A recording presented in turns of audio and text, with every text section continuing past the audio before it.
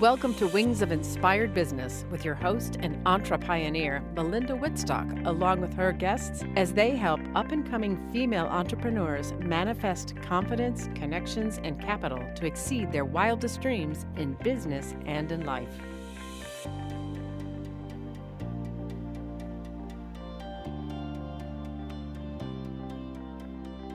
Here she is, Melinda Whitstock.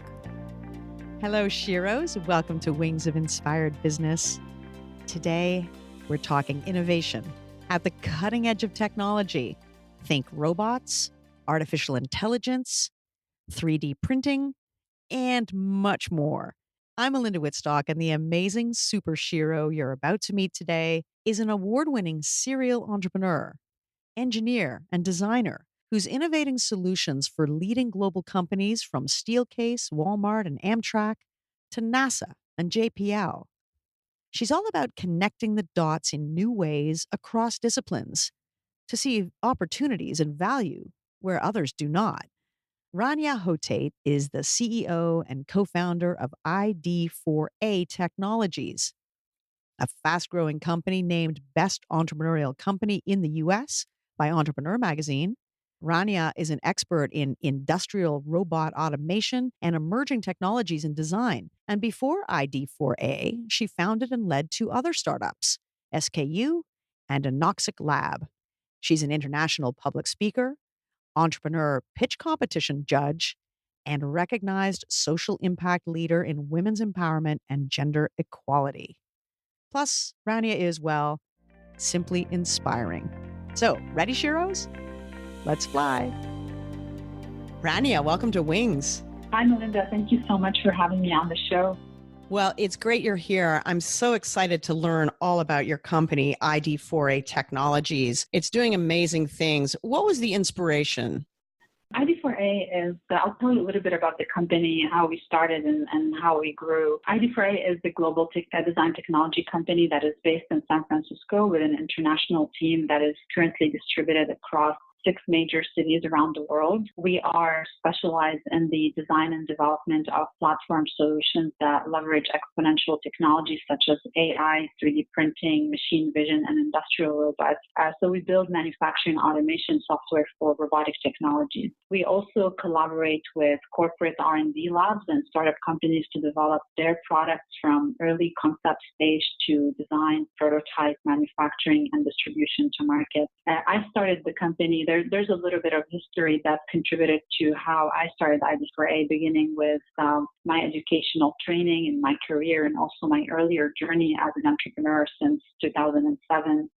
My passion always lied in exploring innovative paradigms that can bridge humanities and design with technology, innovation, and business. So I had a very broad knowledge base that is both technical and creative, given that I came from engineering into design, and then I went into production design and architecture. And my thesis in my higher education was focused on creating advanced manufacturing methodologies that use programmable materials and combines computational design with machine vision and 3D printing and industrial robots. So over the years, I have also built a lot of experience on how products and parts get manufactured for real-world applications by working for major companies in automotive and aerospace, architecture and electronics, and even in the architecture field that were all involved in fabrication and production at some point. And during that same period, yeah, well, what an exciting place to be, because you really are on the frontier with so much. You mentioned exponential technologies. Yes. You are right on the frontier of so much that's changing so quickly in our society. Yeah, absolutely. And I think this is one of the reasons we were able to also grow as a company, because during that period when I was a student as well, and I was working with other companies that are involved in manufacturing, I became an entrepreneur, and I learned a lot from co-founding and exiting 2 companies prior to ID4A. We founded ID4A at the end of 2011. And we moved the company to San Francisco at the end of 2013. So I really launched operations out of Silicon Valley, Bay Area, only 3 months after I graduated from my second master's program. But being able to successfully consolidate my multidisciplinary expertise into an operational business that is cohesive and that can create a value-added innovation to our customers with the solutions that we can provide was a game changer for us. So we were able to place the company at the forefront of design technology by in the way how we started. Because at the beginning, we also initiated a series of R&D projects and automation experiments that helped us to accelerate the production cycle using exponential technologies like 3D printing and industrial robots. But through these processes, we were able to develop innovative methodologies that we pitched and sold to businesses in the manufacturing industry to adopt them for a variety of applications. This was the initial success that helped us to position the company at the forefront as well. For a lot of our listeners, their heads may be spinning a little bit, right? With trying to understand, because it sounds amazing, but okay, so what does this mean? What do you actually make? Who are your clients? What are some of the applications? Can you bring some of those to life for us? Yes, sure. So our clients and partners, we built a B2B business model that allowed us to expand by building strategic partnerships and collaborations with corporate R&D labs and startup companies that can benefit from the work that we do. So some of the companies that we've collaborated with in the past are NASA, JPL, we worked with Amtrak, we worked with Walmart, we worked with a lot of big corporate names to develop processes in the R&D phase. And some of the other work that we do with the startup world is developing all kinds of products in different verticals, from medical devices to wearables and electronics and all types of manufacturable products. And recently, due also to a lot of changes in technology, we've been doing a lot of IoT development as well, which is Internet of Things that integrates hardware development with software development within certain products. That is just so exciting. I mean, I think listening to you talk about how you're combining things like artificial intelligence and 3D printing, the cross-disciplinary aspect too between design, like the beauty and elegance of design and your engineering is fascinating to me, because I do think that women tend to come at these things and come at innovation in a very multidisciplinary way. Do you think this is a company that a guy would have come up with? I mean, because this is very much sounds like it's come entirely from your brain and your background. Absolutely. That's a really great question, because one of the biggest advantages that I was able to leverage for the positioning of my company and my brand was that in the industry, there was no bridge that was connecting these different aspects together. There's a lot of fragmentation in the industry where design happens separately, prototyping happens separately, the human research on the design strategy and then design research also happens separately, and then you have the manufacturing and then the entire supply chain. So there's a lot of fragmentation, and probably because of more masculine type of politics or mindsets around building businesses, which is very singular in a way. And for me, it was about consolidating different aspects and different disciplines that can come together in harmony in a way that can create something that's bigger and that's more cohesive. So yeah, that was definitely something that I used to my advantage for sure. It's so interesting because guys tend to be a lot more linear, from A to B, and women more likely to be web thinkers. I mean, be able to connect the dots or systems think. Are you a systems thinker? Absolutely, I am. I can tell you are. I use a lot of artificial intelligence in my company, Verifeed, as well. And everyone I know in the technology space as a woman comes at it with a way to connect, A and B, but also Z over here. And, and then a lot of the men are like, can you be more focused? It's like, right. I am focused. Thank you. That's just how we do things. We just multitask. We bring things together that don't necessarily come together by nature. But I think we do have these particular qualities and powers that can help us to consolidate and combine and bring things together in a way that is harmonious and that can be more synchronistic, then I don't want to, we're not discounting men's capability of doing so, but definitely that's something that we can all agree on, both genders, that it's a more of a female trait than a male one. Right. Indeed. And so your company, it's so true. And so your company to me sounds like, it's a big vision. It's a moonshot. It has applications in so many aspects of our lives. What's your big vision? Are you heading for like a $1 billion unicorn? Right now, we're at a place where we're making major organizational changes because we have new investments coming on board. But we're also at a point where we're trying to move from strictly being a B2B operating business model to exploring B2C channels that can make some of the solutions that we have created available online to support individual consumers as well, such as inventors or engineers and independent designers who are seeking resources and support to develop new products as well. So for us right now, we're at a place where we're trying to expand, and we will continue to keep pushing more boundaries as we innovate and reshape our business model into the future. So I'll keep you updated on how far we're going for sure. But the plans are big. The vision is definitely grand.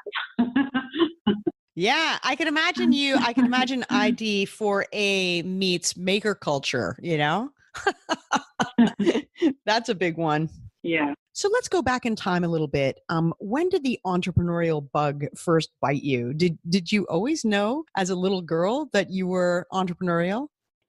Actually, and from when I was a little girl, I knew I had leadership inclinations. And since I was a kid, I was a very strong, independent, determined character. I was very assertive. I was opinionated. I had my own voice, and that was quite a challenge for my family, of course. But having my own voice also meant I had a strong sense of my identity. Around the age of 7 is when I started to discover my inclinations towards leadership, and when I began to really connect with my natural tendencies and my initiative kind of instincts. So this became more prominent between the age of 9 and 12 when I became really concerned about world affairs, and my intellectual curiosity and drive and my interest in connecting with people and ideas and connecting people and ideas together really kicked in. And this drive continued to develop throughout my teenage years. I would spend tremendous amount of time writing and reading all kinds of books, from astrophysics to philosophy and politics and psychology and literature, aside from other science topics and school curriculums. And that was because I wanted to be involved in the world. I wanted to engage, and I was very active from a young age on the social level. I was very involved in civil activities and debates, whether that is in school or community clubs. And I was very courageous when it comes to sharing my ideas and values and principles and perspectives about all kinds of issues and controversial topics. But I was really concerned from a very young age, and I remember thinking about questions like, how can we change society, and how can we break traditions and think creatively and innovatively to create impact on the world? And I would talk about this with my friends, and people would look at me and would think, this girl is crazy. What is she talking about? But during this phase as a teenager, I also started to understand that my gifts and abilities to connect with people and to connect people and to build trust with them and inspire and mobilize others around concepts and ideas and activities. So leadership science appeared gradually at different stages of my life, but they did appear very early on. When it comes to entrepreneurship, though, it wasn't until I started going to college that my deep desire to become an entrepreneur came to the surface. And I also came into the full realization that, okay, this is who I am. This is my character. I need to be in leadership. And what I really want to do is to start my own business and build something for myself. So I began my entrepreneurial journey about 10 years ago at a time when I was still an undergraduate student. I was attending a full-time and overly demanding program, and I was working multiple jobs to support myself because I had no financial backing from family whatsoever since I was 18 years old. So I don't know what I was thinking, but obviously the bug was biting really hard by then, and my urge to start my own business was at its peak, although the circumstances were extremely inconvenient all around. But that was part of also what kind of motivated me and activated in me that kind of leadership again. I wanted to initiate and I wanted to start something. And even before I started my first business, I remember I was working for a major corporation as an intern, and I remember having a conversation with colleagues, and they would ask me questions such as, would you ever think to start your own company? And I remember saying, two little sentences, I would say, I do and I will. Then I would see their eyes rolling and they start laughing. In a way, they were trying to say, yeah, right, or who do you think you really are, kind of an attitude. But of course, I didn't give it attention. But at the same time, although their intention was to kind of devalue or dismiss what I was saying or my vision, but in a strange way, from their perspective, they were absolutely right, because starting a business is probably one of the most adventurous and challenging things anyone can do. And I don't think everybody can imagine someone else doing that, neither imagine themselves doing it. So,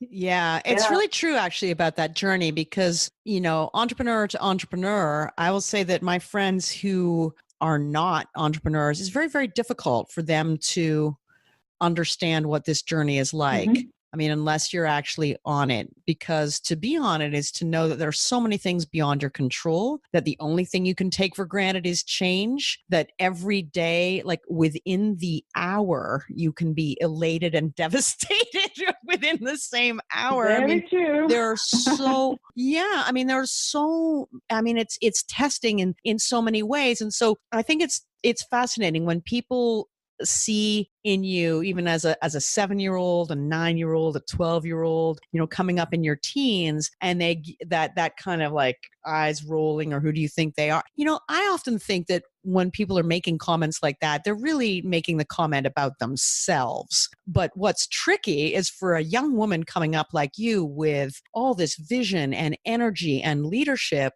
to not let those comments get to you. And it sounds like you just blew them out. You didn't let them kind of give you any doubt at all. Nope. That's awesome, because hats off to you, because I think a lot of girls that have that coming up, especially, the girls that were really interested maybe in math and computer science and all these sorts of things, get kind of dissuaded by society around them. So what was your secret? What was it about you that allowed you to be so resilient and not like let any of that stuff into your head? A big part of this is that I had a lot of challenges when I was growing up from an early childhood. I grew up in extremely unusual contexts and difficult circumstances that I don't want to get too much into right now. But when I look back at the progression of the different events that unfolded, particularly from the age of 18, because this is when I first separated from my family and I moved to the States alone to go to college.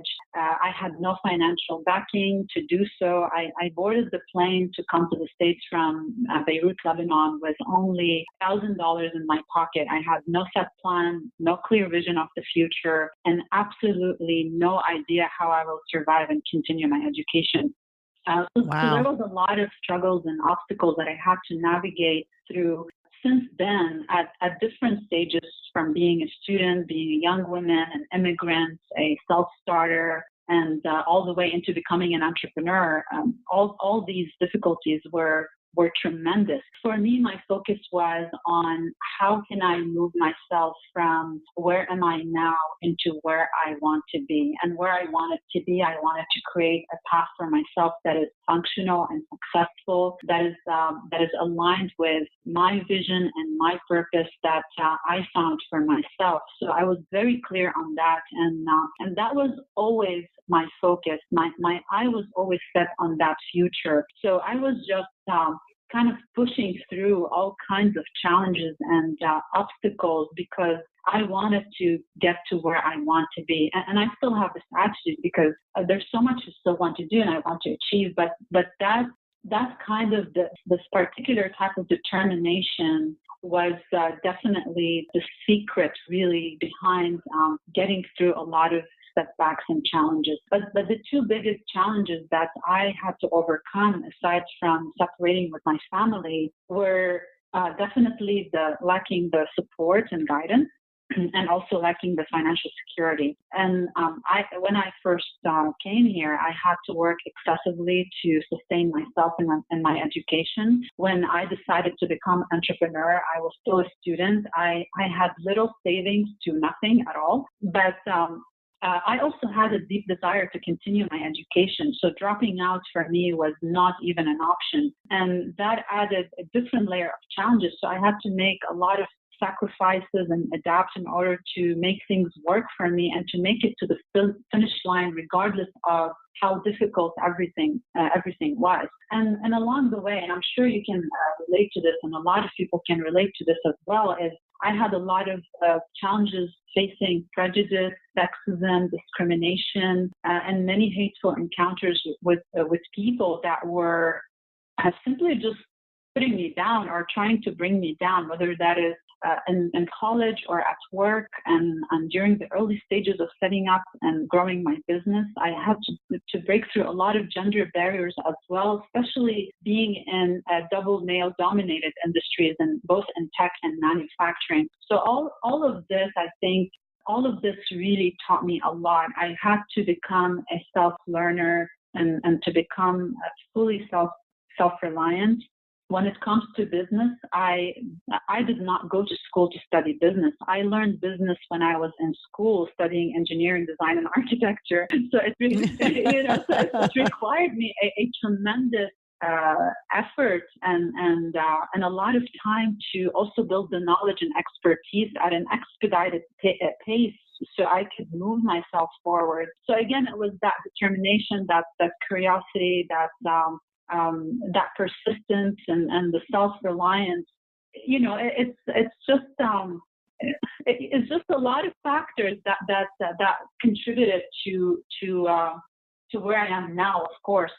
Rania, I'm blown away by your story, to think what you went through and how difficult it must have been. And there's no way any business school anywhere in the world could have taught you what you learned, with your determination, but also very curious mind. I mean, to innovate anything, you have to be curious, which you are. So when you're talking about your dedication to learning, but as a woman in these industries, my goodness, how did you get around or over or through or just break through all the different walls that were in front of you?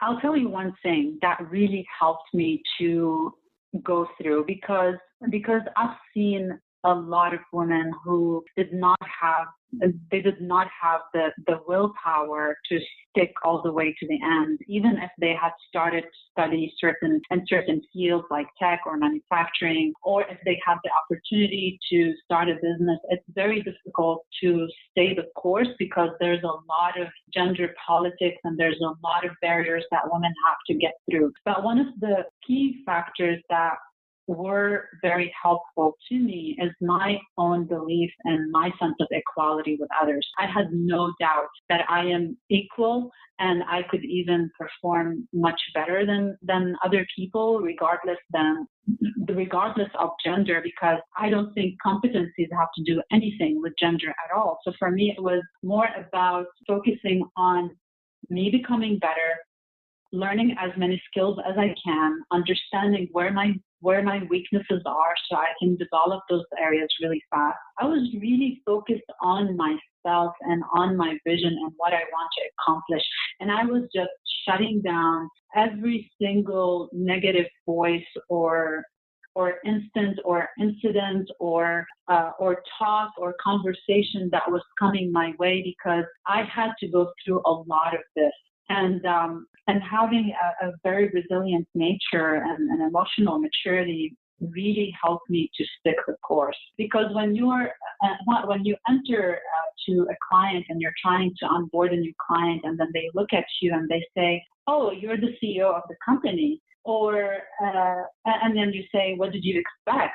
Right? So, or then when you go into a DC office and then you get called, and I had this incident before where the DC would look at me without even saying hello, and he would say, "What's a sexy girl like you doing in San Francisco?" Oh, my goodness. So when you're facing these kind of degenerate type of interactions with people where you feel that you cannot go down to that level and be stuck there because your focus is to move yourself up. And for me, having that mentality and having the awareness that I need to go up and forward, I'm not going to let anything below my level affect me, no matter how negative that is.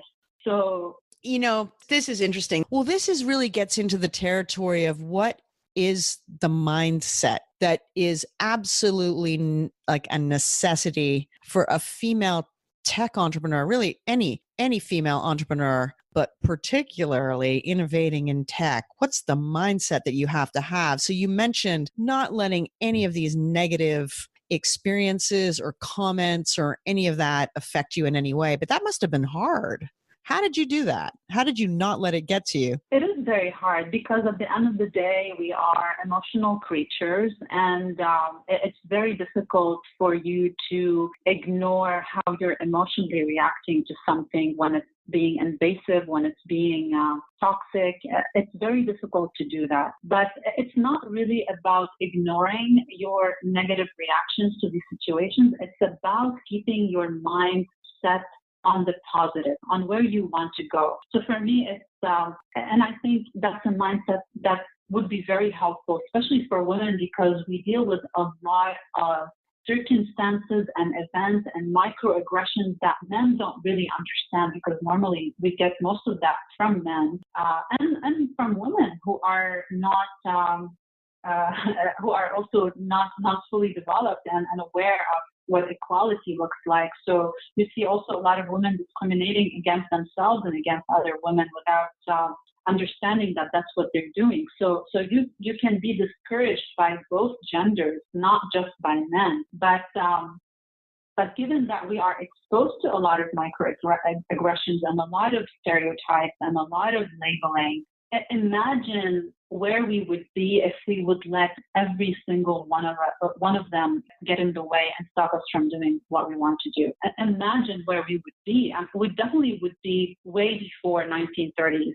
But by now, we would still be stuck somewhere way far back in history. So definitely, it requires that kind of, again, it's all about resilience. It's about a strong mindset that's always projecting toward where I want to be, and what should I do to get there, rather than being stuck in this particular situation or in this negative circumstance that's not constructive to my own evolutionary process towards arriving to my end goal.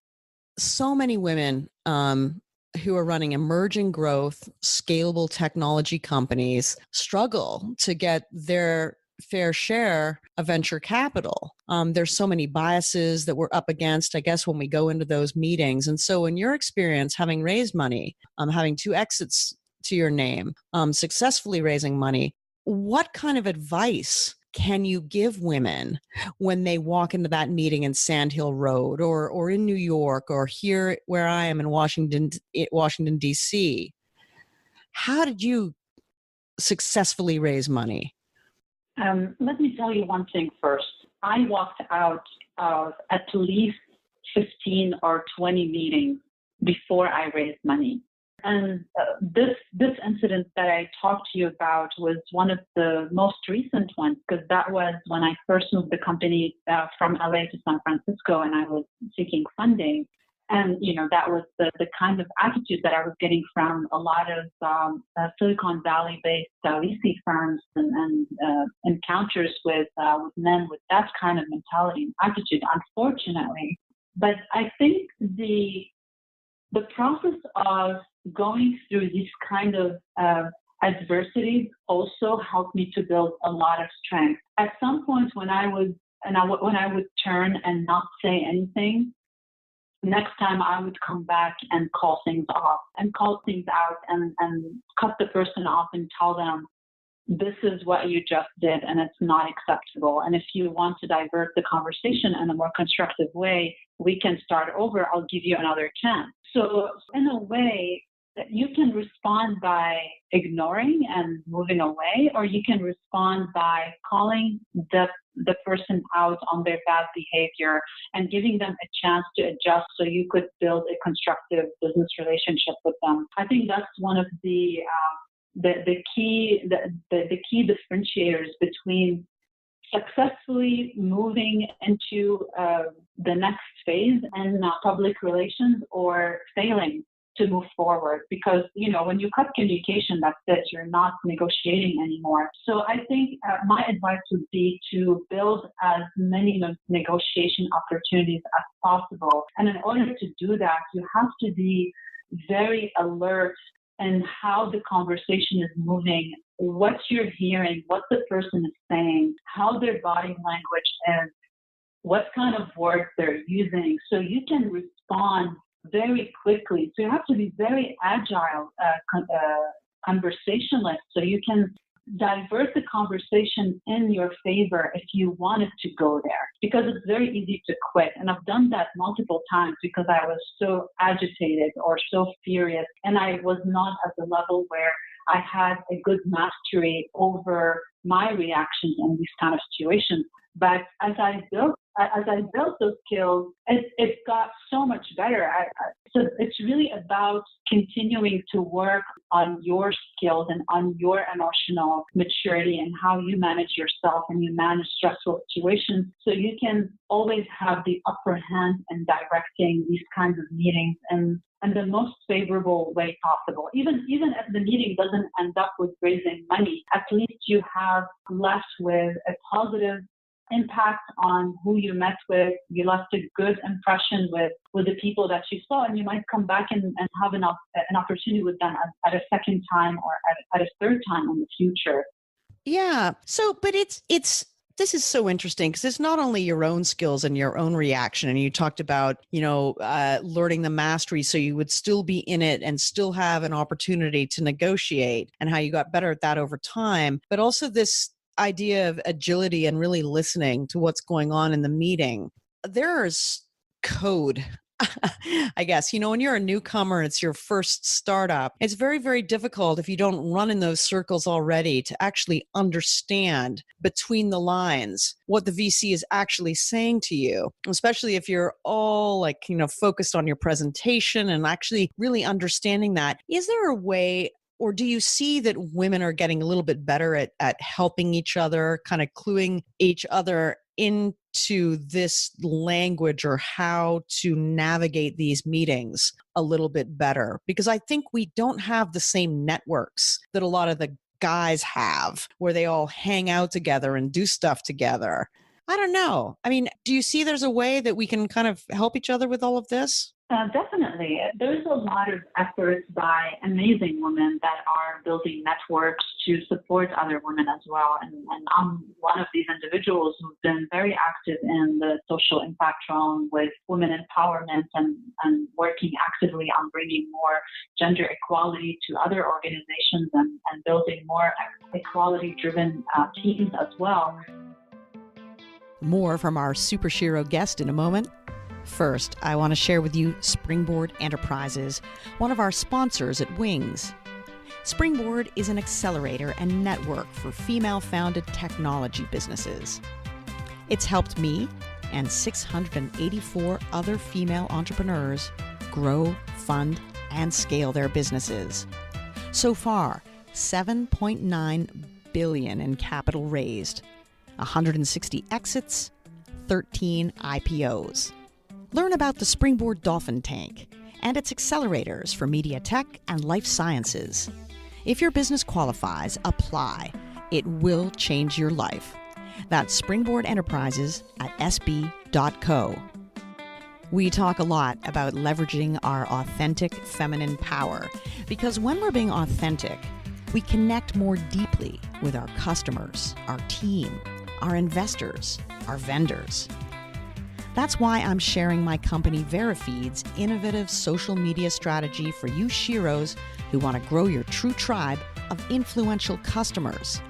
It's called Return on Authenticity, your ROA, because we know from the millions of social media conversations our technology analyzes that there's a growing, measurable, and predictable return that comes from genuinely engaging on social media.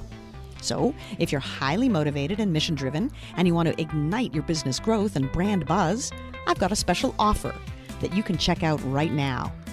Go to verifeed.com/wings. That's verifeed.com/wings for your return on authenticity. As business owners, we're so focused on revenue and earnings that we can often overlook what's driving the value of our company. Zero Limits Ventures supports female entrepreneurs like me, and ZLV is offering Wings listeners its Valuation Growth Playbook and a complimentary 1-hour consultation. Check it out, zerolimitsventures.com/access to understand your valuation and capital acquisition strategy. That's zerolimitsventures.com/access. And we're back with Rania Hoteit, CEO and co-founder of ID4A, innovator across robotics, 3D printing, and artificial intelligence. I mentor so many founders. I advise a lot of companies. So for me, it's my opportunity to contribute to creating those kind of mindset changes by encouraging others and helping them and guiding them into how they could become better with communication, how they can handle these situations better, because I had to learn so much when I had no guidance at all. So for me, it's also the reason why I'm passionate to help others to learn, because nobody helped me for a very, very long time. And a lot of these experiences, like you mentioned, they throw you up. You'll be in the middle of something. You have your mind framed around your presentation, your end goal. You're there to do business. You mean business. You're ready for a serious conversation. And then somebody throws you off by an unsolicited type of comment or an inappropriate way of handling, describing you or labeling you or speaking to you. And those moments are very tough because the first response is you freeze. You're trying to understand what just happened. And, you're like in that moment, like, what did this person just say, or what just happened? So your mind is gets trapped in that middle space before you can find a way to unstuck yourself. And that's a very tough thing to do. And you have to train yourself to do that. I can tell you, like, one trick that I started to do about 8 years ago when I was still in school is I would create imaginary scenarios of bad, negative instances like this with other people. With someone, I would just create scenarios. What are the possibilities of things going wrong or things being said in my interactions with other people? And I would literally think about it for like an hour and two, and I would brainstorm around what would be the best strategy to navigate this kind of conversation if this comes up or this person says this, because I had to learn it because I would freeze. Those moments where I would freeze and I wouldn't know how to defend myself, or I wouldn't know how to respond effectively.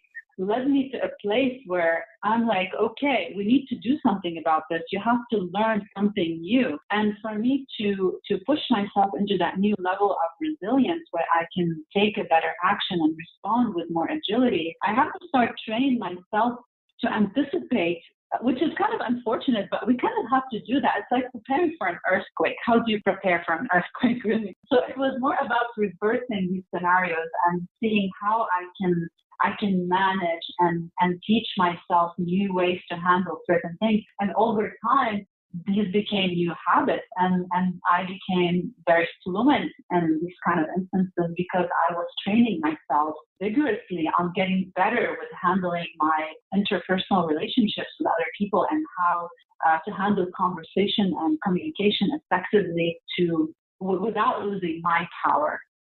So, yes, well, that's really important because I think sometimes though, and all that practice you were doing is wonderful. It's a pity that you needed to spend so much time doing that, but it's also really wonderful that you're spending time sharing that knowledge of what you went through, with other women. Because I think sometimes men and women, we speak a different language. Like we speak differently. We approach things a little bit differently. I think a lot of stuff in these investor presentations sometimes just gets lost in translation. Sometimes it can be as simple as that.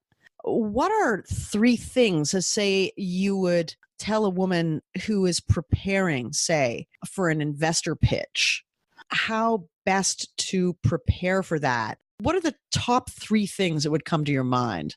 Okay, let me give you just a bit of a statistic here because I want to highlight to women the percentage or the possibility of rejection that happens. Statistics still show that male entrepreneurs are 86% more likely to be VC funded than their female counterparts. And as a result of these biases also, women are 37% more likely than men to be self-funded. And I was one of these women for a very long time because, as I mentioned, with early exposure to fundraising and building a business and all that, I just had so much coming at me that I was not prepared for. I think one of the first things you have to be prepared for is rejection because biases are very deeply entrenched.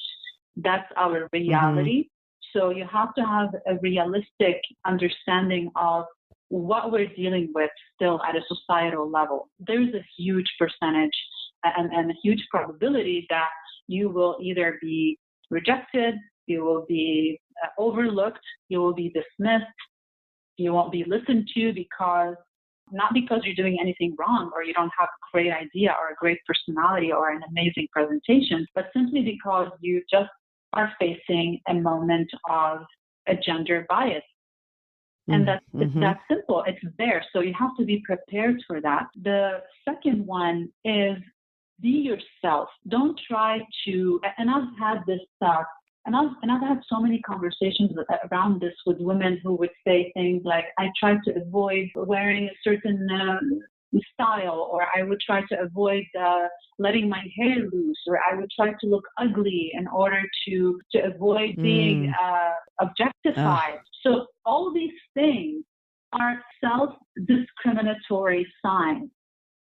When you are doing that and when you're thinking this way, you are discriminating against your own self. You're positioning yourself in a place of weakness rather than actually standing in your own feminine power and owning your authentic self as a woman. And I really want to encourage women to be comfortable with themselves, to present themselves in the way that is in alignment with themselves. Be honest and have integrity. For me, that's more important than anything else. Don't try to fit stereotypes and fit other people's expectations because somebody out there, regardless of what you do, you can be covered head to toe, you can be whatever you want, but that somebody, if they have a certain mindset and a certain bias, they're going to exercise it upon you. And there is nothing you can do about that. So don't try to change yourself to fit somebody else's expectation that is already flawed. And it has to be fixed on their end, not on yours. So don't take the responsibility there. That's very, very important. And once you're in that place, you're in a place of power. And when you are empowered within yourself, you are able then to handle your presentation more properly. You're able to be more ready for a debate and for also negotiating and not only negotiating for a deal, but also getting people to be inspired and to believe in your vision and what you're trying to build for yourself. That's something you have to be empowered within yourself in order to be in a place of influence and an inspiration and persuasion to others. So those are really the things that I would say women should really focus on if they are fundraising or if they are just doing business in general or just being themselves in life, for God's sake. Like, it doesn't have to always be about how do we cater to particular circumstances. Try to be you, whatever the circumstances are, so you can handle yourself from a place of empowerment that's coming from within and not dependent on external circumstances and expectations of you. Beautifully said. I mean, we talk on this podcast a lot about what it takes to be in our authentic feminine power. And so what better of a segue, really, to talk about this and in terms of our leadership as women, how are we best at leveraging our authentic feminine power, our strength, our resilience as female leaders? That's a great question, and there's a lot of controversy about what feminine power means and what masculine power means and all that. Unfortunately, our society have embedded a lot of stereotypes and biases that shaped not only the confidence and self-esteem of women at the core, but also altered the perception of men towards them and how they perceive themselves in order to find a way to connect with their own powers. I think that women can be both fierce and feminine. They can be both beautiful and brilliant. Women can be both elegant and assertive. Women in leadership should be the norm and not the expectation. And the question of authenticity that we discussed earlier also becomes about the individual and what you perceive yourself as an authentic self, because that is where for you to answer. Nobody can answer that for you, who you are and what your powers are. It's for you to answer and reveal to the world without looking outside for comparison and validation, without trying to fit any expectations. It's such a powerful place to lead from, a place of authenticity and integrity, and whatever femininity means to you on an individual level should just be comfortable to express that. All humans, both genders, are a combination of both masculine and feminine energies, regardless of being a male or female genders. But women have the capacity to lead differently than men, and it has nothing to do with gender or biological differences that predispose women to lead different than men. But it's about other types of differences that women can leverage and they can really put at the forefront of their character and their personalities and try to nurture that. Some statistics also show that men and women also have different investment behaviors. Now that we discussed investments earlier as well, men are generally more confident about investing, while women are more goal-oriented. You know what that means for women? That means that women also have the capacity as leaders to drive more results and more accurate results because of their more goal-oriented mindset about investment versus men that are more risk-taking and less goal-oriented in that sense. So there's a lot of powerful advantages that women have in terms of feminine qualities that they can use for sure. Well, I think of our empathy, our intuition, not that men don't have those things. I think they do. And there was something that you said moments ago that I think is so interesting. So I think within everybody, men or women, we have masculine and feminine kind of archetypes within us. So we're all a mix. It's just that in showing up and just being authentically ourselves, irrespective of male, female, leveraging the best of both archetypes, I think often the best leaders have the best of both. I mean, they may have the archetypically kind of directness of a man and the archetypically sort of intuitive empathy of a woman. And when those two things are combined, I mean, it's magic. It's magic in a man as well as magic in a woman. Definitely. To me, it's just a very a highly evolved state. Definitely. And when you walk through the refiner's fire or the hero's or shero's journey as an entrepreneur, I think it does, if you're in kind of more of a healed state, it does kind of get you there over time. And this is such an interesting thing that I love to talk about this on the podcast, this connection between personal growth and business growth. That if you're growing as a person, you're more likely, your business is more likely to be growing, and vice versa. I mean, they reinforce each other. What's the connection in your mind between your own personal growth?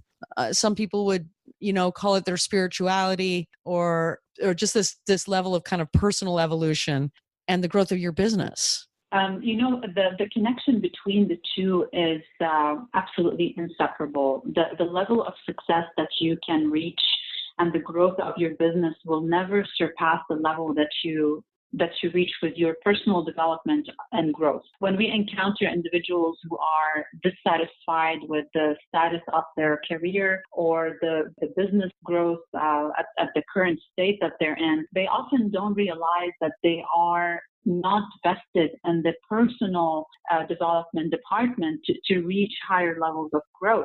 And as a result, they are incapable of reaching higher levels of success in their businesses as well. So it's really crucial to realize that first, so you can invest the time and effort into personal development, because it's a fundamental component that helps entrepreneurs not only to stay on track and remain focused on their vision and sharpening their skills and keep enhancing their competencies, but it also helps them to drive results and reach the next level in their businesses and in their lives as well. It's not about developing one skill or one area or two. It's really a holistic approach that requires the individual's commitment to developing all aspects of the self, whether that is intellectual, emotional, physical, or as you mentioned, or spiritual for some people.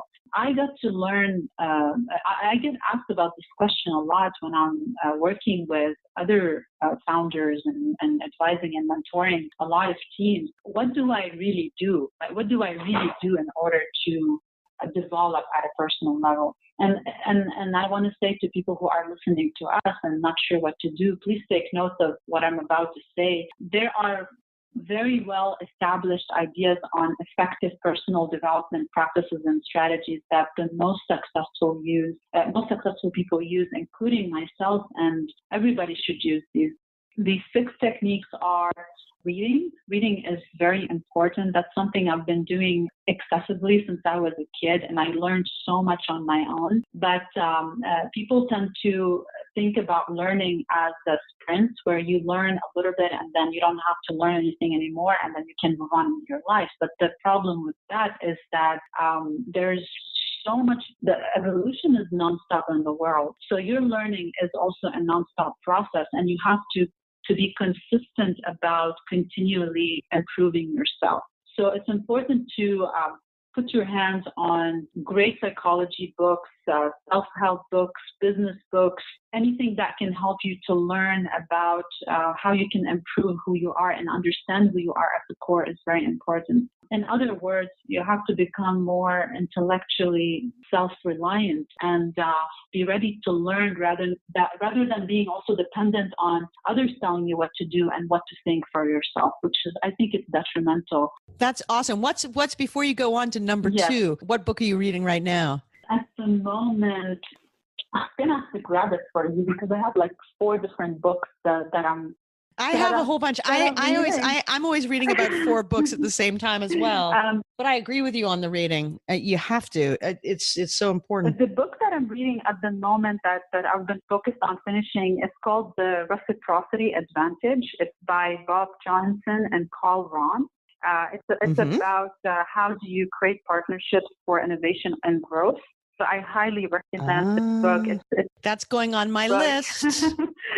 So that's my book recommendation for the day. Oh, that's awesome. Well, I have one. I've just finished reading Radical Acceptance, which was fascinating by Tara Brach, and really interesting too for women wanting to be in their authentic feminine power and like learning really how to value yourself and accept yourself, like faults and all, right? Because it's really difficult to value anybody else or create value for anybody else, i.e. start a startup that creates value for people if you don't value yourself. And that book was really awesome. So that goes on my list, Reciprocity Advantage. Yes. And so number 2, because you've got 6 here. So yes. What's number 2? The second technique that has been very helpful for me, and I think everyone should use as well, is journaling. It really helps to boost your personal growth because you can keep track of your ideas, of your thinking patterns, and you can detect repetitive destructive behaviors and negative thinking patterns. So you can begin to take the steps towards shifting them into positive. So I think that's a really powerful technique. The third one is exercise. It's really important because it boosts your cognitive function as well as your mental and emotional capacity so you can have the clarity you need on a day-to-day basis. And you can do whatever makes you feel comfortable, but that's definitely a great technique that can help you in that area of development. The fourth one, which often gets really misunderstood, is positive affirmations. But affirmations, I think, are really effective to help you maintain a level of optimism and keeping yourself at a place where you're thinking positively about the goals that you want to achieve and what you want to be. And it also guides you to take action steps that you need to get there as well. Number 5 is another really powerful technique that I personally use all the time as well, is visualization. I think is such a powerful tool because it can help you to bring your goals into the present, and it can trick your brain into thinking that you're already there. So simply by visualizing the ideal outcome that you want to achieve and envision for yourself, it really helps you to begin to actively work on getting there, because in your mind, you're already seeing yourself taking the actions in this moment, and this will ensure that your long-term vision actually comes into reality. And the last one that I want to share is silence. Whether that is through meditation or any other method that can quiet your mind and help you to regain focus and emotional balance, I highly recommend it as well. So those are actionable techniques that every individual and entrepreneur can start to apply in order to set the stone towards reaching higher levels of personal growth that in return will help them to reach higher levels in their careers and their business growth as well. That's fantastic. I mean, I use all 6 of those, and I don't know where I would be without, any of them really. Surely. I mean, and I think of my routines in the morning. Something I started doing several years ago that really made all the difference for me was just getting up a little bit earlier, journaling, meditating, doing my yoga, right? But the visualization was and remains so important, because if you can see yourself doing something, if you can believe it, if you can see it, then it's real. You can in fact do it. What wonderful advice. Definitely. And especially for people, I'm a creative thinker. I have a very vivid imagination. So for me, it's a really comfortable place to be in. It's not an uncomfortable place, but I try to leverage as much as possible from taking it to the next level, where it's not just about reflective thinking, but it's also about goal setting, and it's about getting myself in that place of action-oriented and action-oriented type of visualization, and that can help me to take an inspired action in real time as well, in real life, not just in that visualization state. But it builds that bridge. It builds that bridge if you take the actions towards that. But yeah, again, I love that when you said inspired action, because often when I'm meditating, I will actually set an intention or request inspired action. okay. Like actually put it out there, actually seeking inspiration. And you never know kind of where it hits, with things like intention. That's an interesting one, because sometimes people can set an intention that they want something and then the intention becomes a state of want. So that's not so good. So it's really important when stating an intention as if you already have it, like you already have, so I am inspired today. I will be inspired today.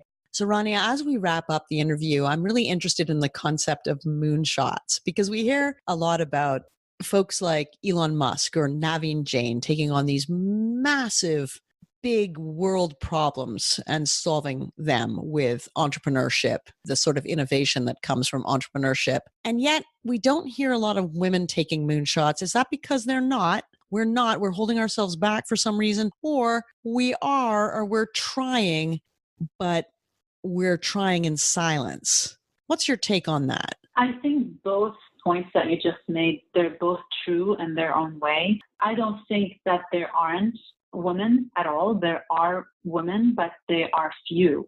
And the second factor is that a lot of women are not being highlighted for the work that they're doing. And most of the broadcasting and the propaganda is really built around highlighting more more male figures and more men's achievements. Not to say that there are many women who are making these huge strands or big moonshots, but definitely there is a lot of biases in terms of highlighting and accrediting women for their visions and for the type of work that they're doing. On the other hand, it's also true that there are a lot of women who are hesitating in entering certain fields, such as in technology or manufacturing or in STEM fields in general. And statistics also still show that there is a lot of imbalances still amongst leadership, amongst employees, even amongst students.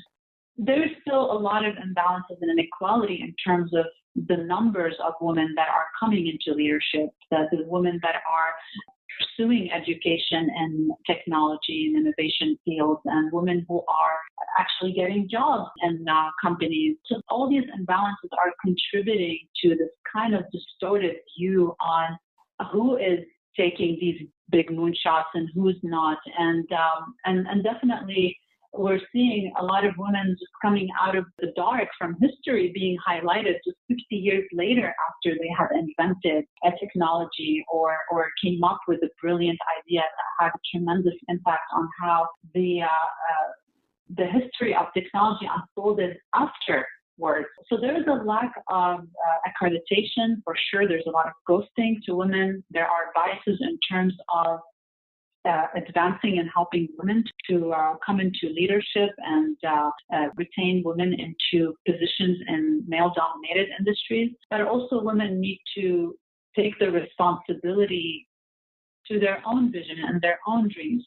Eleanor Roosevelt said once that the future belongs to those who believe in the beauty of their dreams. So women have to begin to solidify that belief in themselves. They have to believe in the beauty of their dreams and believe that they are attainable. And then, the moon and the whole universe can be in their hands. They can become unstoppable. It's really up to each one of us as women to choose to become the next hero in her field, in her space of operations or expertise. Nothing can stop a woman who has a value to add to humanity, who has a sense of her own self-value, who has the strength to hold herself and others accountable. Nobody can stop a woman who has an ambition to reach higher levels of achievement. Really, it becomes a question of willpower.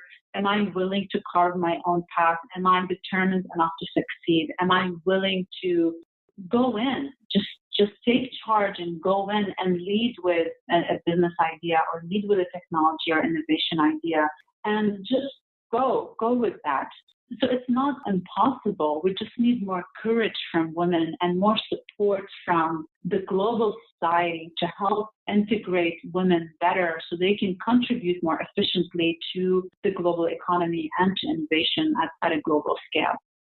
Well, Rania, if you could see me right now, you would see that I have a huge grin on my face. And I mean, women are more than capable of taking big moonshots. And that's why we're all putting our wings on here on Wings of Inspired Business and soaring. And I want to thank you so much for being my guest today. Thank you so much for having me, Melinda. I really enjoyed this conversation with you. And I hope that through this conversation, we were able to bring value to our listeners and to your audience on the show. I hope we were able to deliver really empowering insights and advices that can direct them and help them to shape their own ideas on what to do. Rania, I have no doubt you are very inspiring, and I would love to have you on again. Come join us again, because the trajectory you're on is inspiring and wonderful, and how far you've come in the past decade. I can only imagine where you're going to go in the next decade. So thank you again. Thank you so much. That's it for today's episode. Head on over to wingspodcast.com and subscribe to the show. When you subscribe, you'll instantly get Melinda's special gift, the Wings Success Formula. Women, innovating, networking, growing, scaling is the Wings of Inspired Business formula for daily success in your business and life. And when you subscribe to the show and post a review to iTunes, you'll be entered into a drawing to win a once-in-a-lifetime VIP Wings opportunity to mastermind in person with Melinda Wittstock in Washington, D.C. That's wingspodcast.com.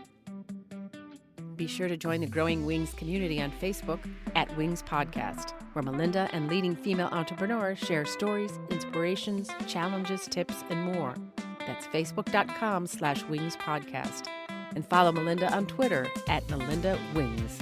There you can ask questions of Melinda's guests and nominate the super sheroes you want interviewed. That's Twitter at Melinda Wings.